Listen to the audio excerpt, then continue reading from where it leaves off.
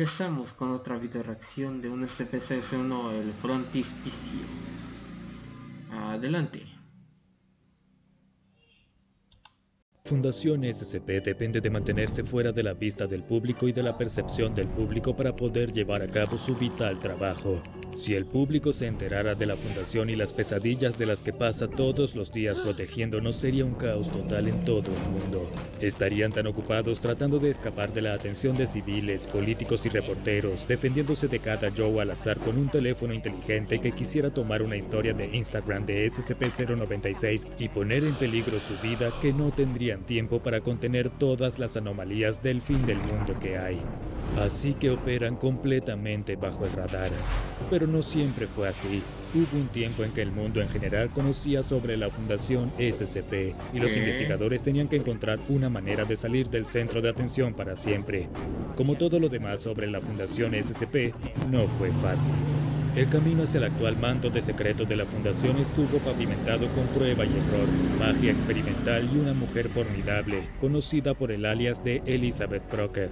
Esta es la historia de SCP-001, el frontispicio, también conocida como la propuesta Pigman Blanc. Todo comenzó en 1964, cuando varios gobiernos nacionales descubrieron que el Comando de Supervisión de la Fundación estaba trabajando a favor y en contra de todos los países involucrados en la Guerra Fría. Canadá, la Unión Soviética, Israel, el Líbano y Egipto retiraron su apoyo a la Fundación. El más catastrófico fue el retiro del apoyo del gobierno de los Estados Unidos, ordenado por Lyndon B. Johnson después de que su equipo de seguridad nacional descubriera que la Fundación había estado involucrada en la crisis de los misiles cubanos. Al mismo tiempo que la relación de la Fundación con estos poderes globales se estaba desmoronando, la Fundación se convirtió en uno de sus enemigos más poderosos. La persona de interés 001, también conocida por su alias Elizabeth Crocker, fue miembro de la CIA a partir de 1959. Allí se enamoró de un compañero agente llamado Dr. Alexander Hilbert, quien estaba trabajando en una llave cuántica capaz de alterar la probabilidad. En 1964 la Fundación se acercó al Dr. Hilbert en un intento de reclutarlo, pero él se negó. Poco después de esto murió durante una prueba de la llave cuántica. Crocker atribuyó su muerte a la Fundación, creyendo que habían manipulado su máquina para castigarlo por rechazar su oferta. Después de la muerte de su amor, Crocker juró destruir a la Fundación SCP para siempre. El 19 de octubre de 1967, Crocker se disfrazó de conductora personal de un miembro del Consejo O5 y le disparó una docena de veces, antes de arrojar su cuerpo frente a una casa de seguridad de la Fundación en San Francisco. Se encontró una nota en el cuerpo con un mensaje de Elizabeth Crocker. Terminaba con esta promesa: ya es hora de que alguien rompa su bonito tinglado. No, más de una persona, todo el mundo. Vamos a contenerlos y se asfixiarán. La agente Crocker puso en peligro la seguridad de la Fundación, ya que parecía poseer un conocimiento de todos sus puestos de avanzada, así como la capacidad de descifrar incluso sus cifrados de comunicaciones más seguros. Varios miembros del personal refugiados en La Habana, Cuba, durante enero de 1968 comenzaron a intercambiar ideas, buscando una manera de aumentar la seguridad y mantener unida a la Fundación frente a estas nuevas amenazas. Asistieron varios investigadores diferentes, incluido el Dr. Arik Euler, un taumatólogo o científico en el campo de la magia ritual. Aunque algunos de sus colegas no lo trataron con el respeto que se merecía, algunos por escepticismo y otros por total intolerancia hacia su identidad judía. Euler era una mente brillante con una idea que podría salvarlos a todos. El Dr. Euler propuso una posible solución al caos que se extendía por todo el mundo, ya que las empresas propiedad de la Fundación estaban siendo expuestas y destruidas y sus instalaciones reducidas a escombros. El Dr. Euler sugirió que podría ser posible colocar algún tipo de ilusión sobre las empresas que actúan como fachada de la Fundación, evitando que sean descubiertas por personas ajenas a ella. Cady O'Donnell respondió que eso no sería suficiente, que necesitaban encontrar una manera de hacer que el mundo olvidara la existencia de la Fundación, al menos por un tiempo. El Dr. Euler, pensativo, se comunicó con el sitio 43 para ver si tenían algún taumatólogo en sus instalaciones. De hecho, había uno, el Dr. Okori. El doctor Edwin Falkirk y el jefe de seguridad y contención Martin Strauss fueron enviados para informarles sobre la situación actual. Durante su conversación, O'Cory informó cambios taumatúrgicos realizados en su lugar de trabajo. La información que compartió llamó la atención de Strauss de inmediato. Después de pensarlo por un momento, Strauss supo exactamente lo que significaba y quién estaba detrás. Era una señal de alguien que resultaría inmensamente útil y de un hombre misterioso llamado Thilo Swist. Thilo Swist, también conocido como Persona de Interés 382, así como una larga lista de alias, es un criptomántico altamente calificado, que ha usado su control de anomalías para volverse funcionalmente inmortal. Realiza una forma de magia usando el lenguaje, y anteriormente estuvo asociado con una organización conocida como Schriftsteller, o los escritores. Desde su descubrimiento, Swist ha pasado décadas involucrado en una especie de juego del gato y el ratón con el director del sitio 43, el Dr. Vivian Leslie Scout. El mismo Dr. Scout había planteado una referencia a Swist en la mente del Dr. O'Cory para sugerir que la fundación se pusiera en contacto con el escurridizo hombre en busca de ayuda. Con este nuevo plan en marcha, el Dr. O'Cory intentó ponerse en contacto con Swist en marzo de 1968. Conoció al hombre en un edificio abandonado en el distrito Harbourfront de Toronto. Allí encontró a Swist, quien afirmó estar esperándolo. Bromeó con O'Cory sobre la atención no deseada que estaba recibiendo la fundación, así como sobre el peligro que representaba Elizabeth Crocker. Finalmente preguntó: ¿estás aquí para pedir mi ayuda o te dejo encontrarme sin una buena razón?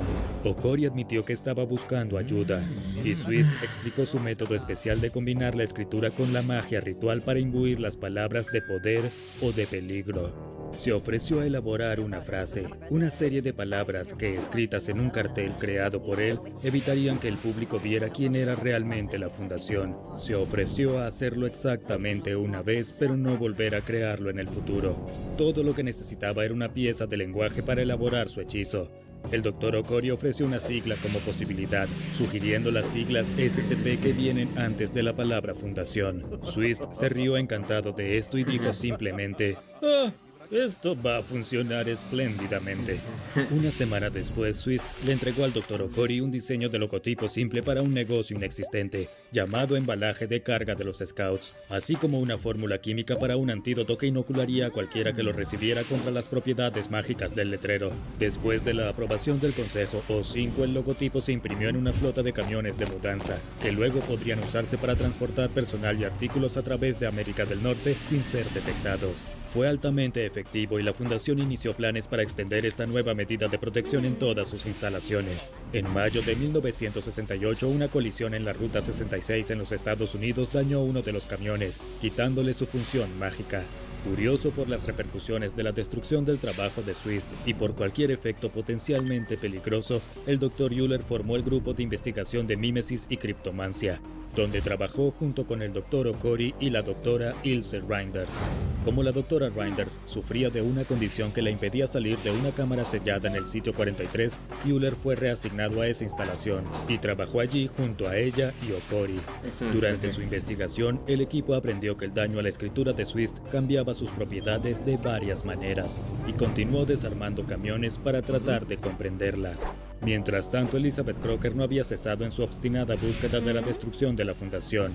El 2 de julio de 1968 se descubrió en el puerto de Los Ángeles un contenedor de transporte con la insignia de una empresa tapadera de la fundación desaparecida y que contenía a Brasha Sokolsky gravemente golpeado pero aún con vida.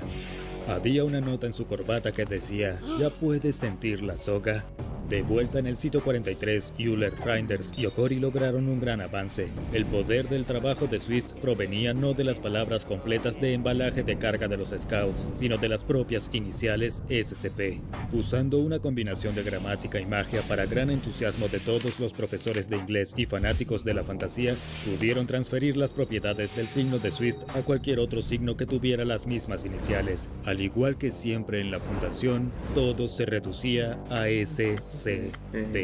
Se revivió una variedad de antiguos negocios de fachada, todos con las mismas iniciales. Estaban Star City Poker, Supply, Control and Purification y por supuesto Sawyer's Cheesy Pretzels. La emoción de este descubrimiento dio paso rápidamente a otra pérdida devastadora, cuando la agente Crocker atacó de nuevo. En Johannesburgo, Sudáfrica, la agente Crocker se infiltró en un sitio SCP bajo el alias de la doctora Gabrielle Fish. Allí exacerbó las tensiones raciales existentes y aprovechó el estado de apartheid para sembrar la discordia. Crocker mató al director regional Jansen y arrojó su cuerpo cerca del sitio 19, con una nota en el bolsillo de su chaqueta que decía: "Se están quedando sin continentes". Mientras el equipo de investigación aceleraba sus esfuerzos y preparaba una propuesta de investigación oficial sobre lingüofísica cuántica, Elizabeth Crocker continuaba con su sombrío trabajo. En la República Popular China usó la criptomancia para provocar una paranoia severa en el presidente Mao Zedong, llamando su atención sobre los representantes de la fundación que se escondían en China.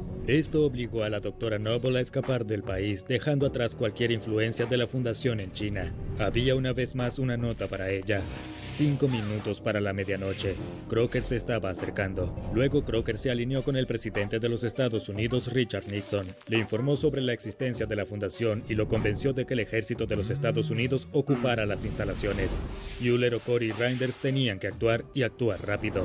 Cada uno de los doctores firmó tentativamente el proyecto, listos para poner el experimento en práctica. Mientras tanto, Crocker se volvió más audaz y violenta. Mataba al personal de la fundación cada vez que tenía la oportunidad, abandonando la estrategia política a largo plazo en favor del espectáculo. Usó un agente criptomántico auditivo incrustado en una grabación de I Wanna Hold Your Hand de The Beatles para matar a 10 miembros del personal de la fundación en una casa segura en Escocia. Luego se infiltró en el sitio 43, donde fue derrotada por la intervención del mismísimo Swiss. En el sitio 01, el 9 de julio de 1969, el Dr. Euler y el Dr. Okori colocaron en posición su creación llamada el frontispicio.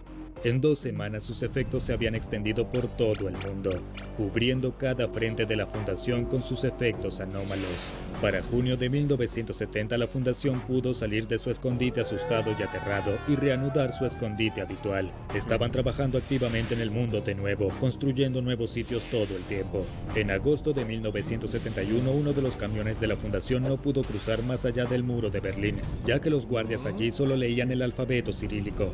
El Dr. Euler propuso una solución, en la forma de un artista residente en Nueva York cuyo trabajo poseía propiedades similares a la escritura de Swift.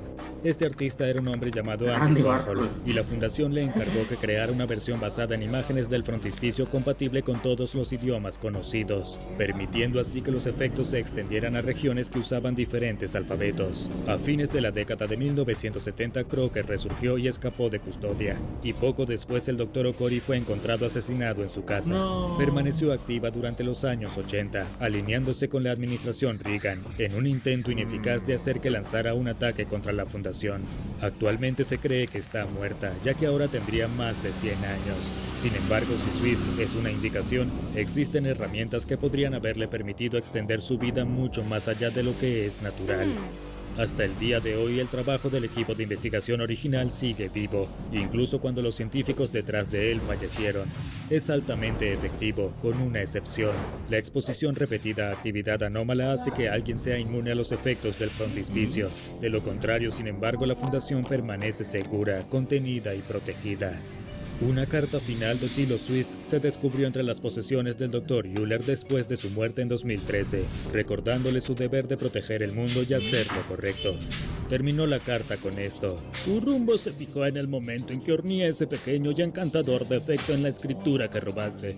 Te he robado la oportunidad de convertirte en el tirano de nuestras pesadillas. No tendrás más remedio que ser mejor que eso, porque el mal solo florece en la facilidad. Nunca conocerás la facilidad. Tú y los que vengan después tendrán que seguir haciendo el trabajo. Tú decidirás lo bien que lo haces, por supuesto. Y a ese respecto tengo una sugerencia. Hazlo bien. Suspende criterios provocadores. Ahora echa un vistazo a SCP-001 cuando raya el alba y SCP-001 el Rey Escarlata para más información sobre el fascinante mundo del SCP-001. Escuchándose el ruido de la calle es muy molesto. Ah, bueno.